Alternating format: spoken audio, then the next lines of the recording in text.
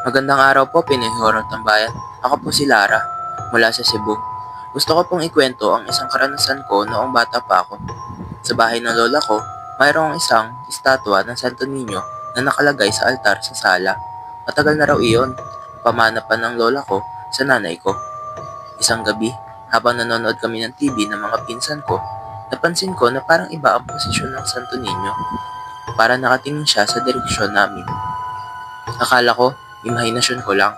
Pero ilang saglit pa, nakita namin gumalaw ang ulo niya, dahan-dahan at patungo sa amin. Nagkatitikan kami magkakapatid, takot na takot. Hindi na kami makagalaw hanggang sa biglang pumugak ang TV. Nawalan ng kuryente sa buong bahay namin. Kinabukasan, sinabi namin ito kay Lola. Hindi siya nagulat.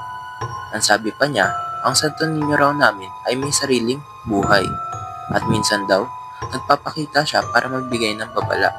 At tama nga ang sabi ni Lola.